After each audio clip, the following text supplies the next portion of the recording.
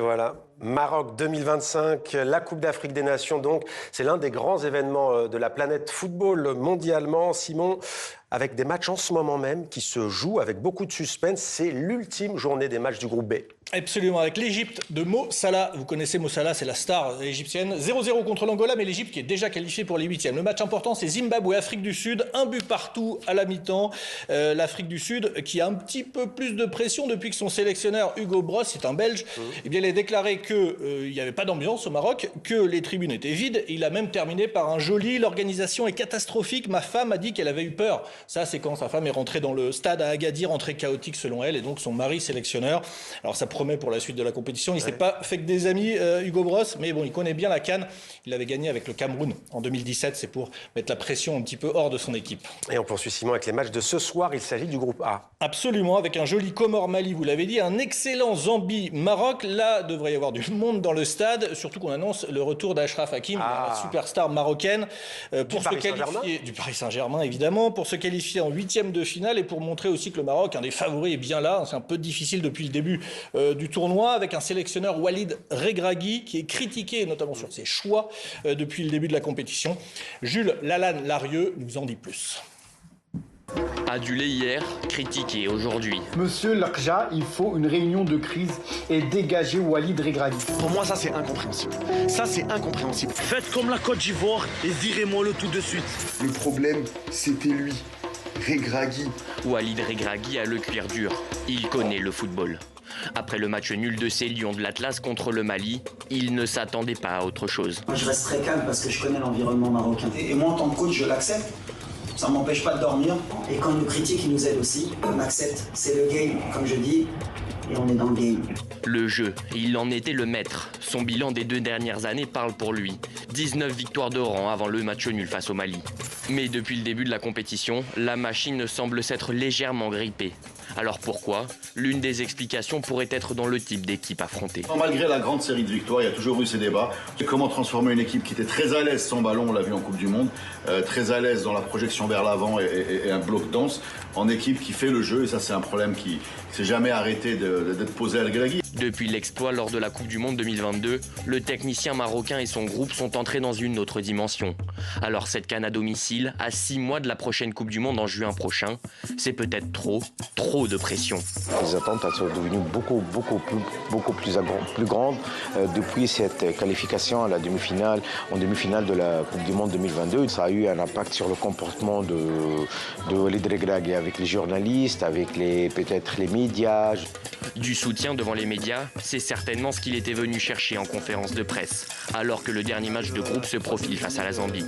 À ses côtés, Achraf Hakimi monte au créneau pour défendre son entraîneur. Le meilleur coach aujourd'hui pour gagner cette CAN, avec son staff, avec tout le staff qu'il a entourage de lui. Moi et toute l'équipe, comme on a dit, on a un objectif ensemble, on est unis. La bonne nouvelle, c'est que Walid Regragui pourra compter lundi soir sur Achraf Hakimi, blessé depuis plusieurs semaines. Le sélectionneur marocain a bien besoin d'un guide vers les huitièmes de finale. Et on poursuit cette page football consacrée à la CAN. Simon, difficile de terminer sans parler évidemment du match choc entre le Cameroun et la Côte d'Ivoire. Il s'agit du groupe F. Absolument. Cameroun-Côte d'Ivoire, c'était l'affiche. Ça s'est terminé par un match nul. Vous le voyez, un but partout. À noter dans ce groupe la belle victoire, la première dans l'histoire de la CAN pour le Mozambique 3-2 contre le Gabon. Donc la Côte d'Ivoire, tenant du titre, tenue en échec par les Camerounais. Des Camerounais extrêmement combatifs, supporters et entraîneurs ont le sentiment d'avoir assisté à un bon match de football et finalement c'est tout ce qu'on retiendra. On regarde ça avec Dimitri Porte. C'est presque le symbole d'une entente cordiale. L'Ivoirien Amad Diallo, élu homme du match, se présente en conférence de presse vêtu du maillot du Cameroun. Mais ne croyez pas qu'il soit satisfait du match nul entre ces éléphants et les lions indomptables. Je suis vraiment déçu du match nul d'aujourd'hui. Je voulais terminer cette phase de la compétition avec 9 points, mais bon. Prenons ce point et préparons-nous pour le prochain match contre le Gabon afin de terminer premier du groupe. C'était le match attendu. Tous les supporters avaient coché sur leur calendrier cette date. Dans les fan zones à Abidjan, il y avait du monde, beaucoup de monde. À la fin du match, sur les réseaux sociaux, que l'on soit ivoirien, camerounais ou même observateur, le constat est le même. Là, je crois qu'on vient d'assister à l'un des matchs les plus électriques de la CAN. Côte d'Ivoire-Cameroun. Ça, c'est le match le plus électrique que j'ai suivi. C'est un match digne de grandes nations d'Afrique. Voilà. Côte d'Ivoire-Cameroun 1-1. Franchement, c'est du régal. C'était un nul qui se méritait parce que les équipes se sont rendues coup pour coup. Après, les Camerounais ont eu des grosses occasions, notamment 2 sur la barre transversale. Les Ivoiriens aussi ont beaucoup raté. Voilà. Mais dans l'ensemble, on ne s'est pas ennuyé. Non, mais quel match. Mais quel match intense, les gars. Dieu a épargné les Ivoiriens. Oui, Dieu a épargné les Ivoiriens cette fois-ci. Mais prochainement, nous, on va vous avoir. Des supporters fiers de leurs équipes et du jeu pratiqué. Des avis partagés par les deux coachs. Même si David Pagou et Emers Faé sont dans la maîtrise de leurs émotions face à la presse. L'un et l'autre savent que rien n'est fait dans ce groupe. C'était un bon match. C'était un bon match de foot. C'était un match avec beaucoup d'intensité. Un match relevé. Avec des occasions de part et d'autre. Deux équipes qui avaient envie de gagner ce match. Qui n'ont pas fermé le jeu. Donc match nul, je pense, logique. On a affronté une très très bonne équipe du Cameroun. Qui a mis beaucoup d'impact. Qui nous a posé des problèmes aussi tactiques. Mais non, franchement, content du match, content du résultat. Et puis je pense que c'est pour ça que tout le monde aime la CAN, pour ce genre de match. C'était un bon match. On avait prévu le dérouler de cette façon. Et voilà, donc on est quand même on est satisfait de ce point-là. C'est quand même le champion en titre. La première place du groupe se jouera lors de la dernière journée de cette phase de poule. La Côte d'Ivoire défiera le Gabon, d'ores et déjà éliminé, et le Cameroun devra s'imposer face à une surprenante équipe du Mozambique.